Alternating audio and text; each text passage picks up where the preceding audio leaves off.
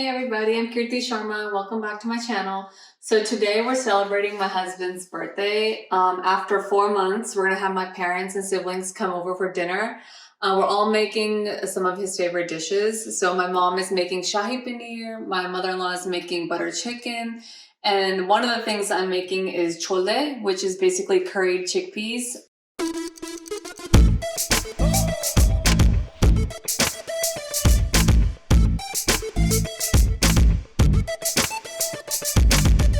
My husband, like a lot of Indian people, love chole. I haven't come across any Indian person that doesn't like chole to some degree. So that's what I'm making. I have 2 bowls of chole or chickpeas soaking in water since night. So I put them in water overnight just so it would be easier to bring to a boil and cook today. If you want to skip this step and not use dried chickpeas, you can obviously use canned beans. I didn't have any canned chickpeas in hand, so that's why I'm going this route. So I'm just going to turn this on. And we are cooking this in a pressure cooker. I am using like the American pressure cooker, which doesn't really build up that much steam and it lets it out, you know, as it cooks. The Indian pressure cooker scares me because we've had a lot of accidents with that thanks to mom and dad who don't pay attention when they're cooking. So because of that, I've been scarred for life and I don't use Indian pressure cookers. So to bring this to a boil, I'm just gonna put some flavorings in there or seasonings in there. So I have a few cloves and then I'm gonna get some whole black pepper. So there's not really like a set recipe like I mentioned before when it comes to Indian cooking. I just do what my mom taught me. She did what her mom taught her. So, you know, that's what we're doing. I don't have any whole cinnamon sticks on hand, which would have been a really good thing. So I'm going to use these crushed cinnamon sticks. This is just going to make fishing them out later harder to do. So I would highly recommend putting whole cinnamon sticks instead. And then lastly, I'm going to put a few spoons of salt. Now this may look like I'm putting a ginormous amount of salt, but like I said, I have 2 humongous bowls of chole in here just because we love chole and I know, you know, it's not gonna go to waste. So anyways, chole, cloves, whole black pepper and cinnamon and salt. That's all we have in here with the chickpeas and the water. So I'm just going to close the pressure cooker. And then it should take maybe like a half an hour. And then, you know, I'll open it, let the steam out and see if it's done. If not, I'm just gonna go ahead and make the tadka and then we'll put it in there and then we'll do the whole pressure cooker thing together. Okay, so I let this go for 30 minutes and now it's been off for like 10 just to let the steam out, and you can tell because there's no steam coming out of here. If there is steam built up, it won't open and that's just a safety measure. So I'm gonna go ahead and open this and see if we have cooked chickpeas or not. And this is something that you don't want al dente because it's not gonna taste right. Okay, so it's a good thing I turned it off because as you can see, the water is all the way down there. And that's the one scary thing with pressure cookers because you can't see what's going on inside. And because you can't see what's going on inside, you have no idea if there's enough water in there. And as you can see, these are done. And yeah, they're really hot. Okay. So now we're gonna go ahead and get the tadka ready. And tadka is basically like the masala. And what goes into any masala, it's like the same stuff really. Onion, garlic, ginger, and chilies. Okay, so I have like 1 large onion that I'm gonna put in the chopper with these cloves. And this is like a 2-inch piece of ginger. Now, some people like to do all of this in their own, on their own. So first they'll brown up the garlic, then they'll do the onion in there, then they'll throw the ginger and chili in there. But I am just, you know, saving some time, and truth be told, you can't tell. So I used to be one of those people that used to do step by step, but ever since I had kids, you know, I don't have time to sit there and brown each thing on its own. So I just do everything together. And I started doing that because my dad was like, what are you doing? No one is going to be able to tell if you brown this together or not. And so I'm just cutting these up into big pieces. throwing it in the chopper. And then I'm gonna grind this up really finely because in the gravy I don't want, you know, thick pieces of onion showing up. Guys, so now we're gonna do the tadka. So I'm gonna put a little bit of oil in here and get some cumin going. Now there are no exact measurements, so this is probably like 1.5 teaspoons. And we're just gonna let that brown. And then the rest of the stuff that's going in there, we have salt. So this is added in addition to the salt that's already in the chickpeas, so you gotta be careful with that. Usually in the pressure cooker with all the steam building out, the salt content does tend to go down. So I'm only gonna start off with a little bit more, and then as I taste it, we can see if we need any more. This is ground coriander seeds, this is red chili, which is hot, garam masala, and then I also have chana masala, which these two things you're probably only going to find in an Indian store or like an ethnic store. And then also this, which is imli, tamarind, and this is already in a concentrate. Otherwise you would have to boil or put it into boiling water and then, you know, strain it. This takes that stuff out, so this is also going to go in there, and this is going to make the chole or the chickpeas a little bit sour, and we like that little bit of sour in there, so that's for that. And also, because I'm using tamarind, it's going to make the chole a little bit brown in color as well.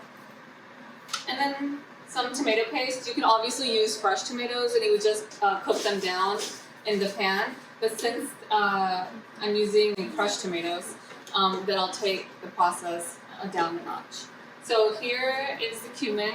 It's browning up. We want it a nice golden brown color. We don't want it to get too dark.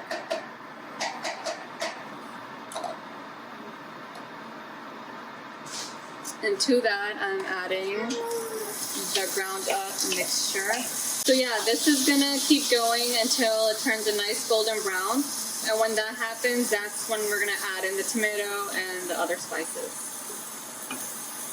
Okay, so the mixture is a nice golden brown. And to that, I'm just gonna put some fresh tomatoes in. And I'm just eyeballing this stuff. I don't really cook with measurements. The only time I use any kind of measurements is obviously baking, because you need it at that point, you know, it's a science. Cooking, on the other hand, it's like trial and error.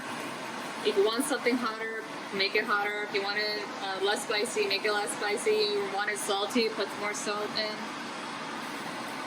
I'm just gonna go ahead and put all of it in there.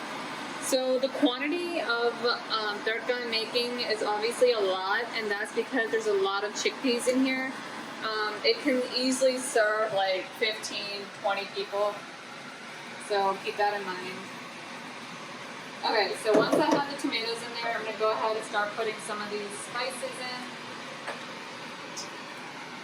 We got some garam masala going in. We have some coriander powder going in.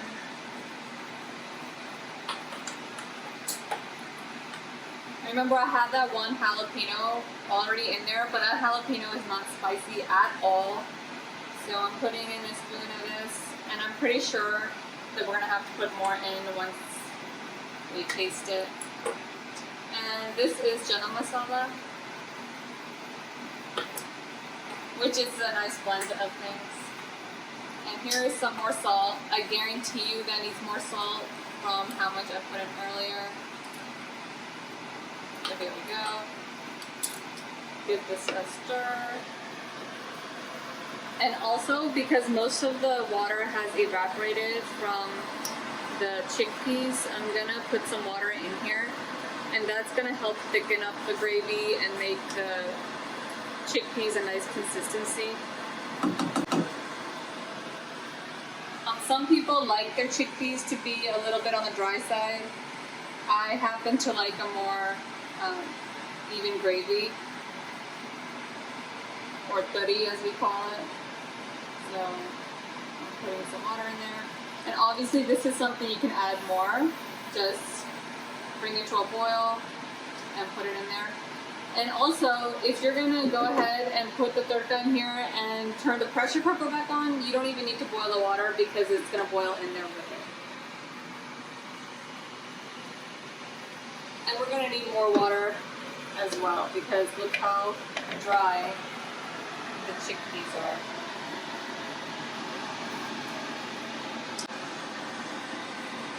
So here is my mixture going in. And as you can see, there's like no gravy at this point. So I'm gonna go ahead and put some more water in.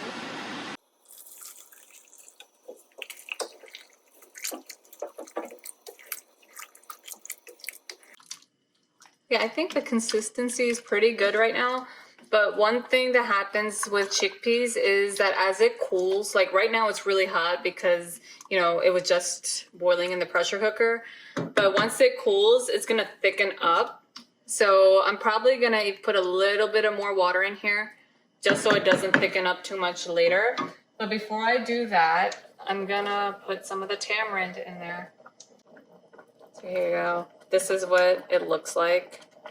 Now, if you don't have tamarind on hand, you can obviously put lemon or lime juice because the whole point of this is to make it, you know, a little sour. The only difference with tamarind is that it also, you know, changes the color a little bit. So as you can see, as I'm mixing it in, it's taking on a browner color. Now, some people, in order to enhance that brown color, also put like boil, like, you know, they boil water with a tea bag, and once the water is all brown with that, they put that water in here, and that'll also make the chole browner. So yeah, this is pretty much what my chole look like.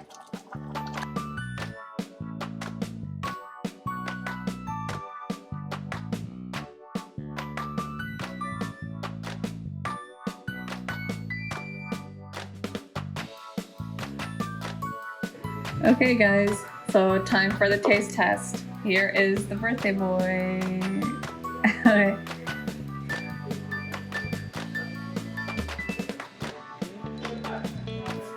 That's the bhatura, that's the chole I made, the curried chickpeas, and here we go. That's great.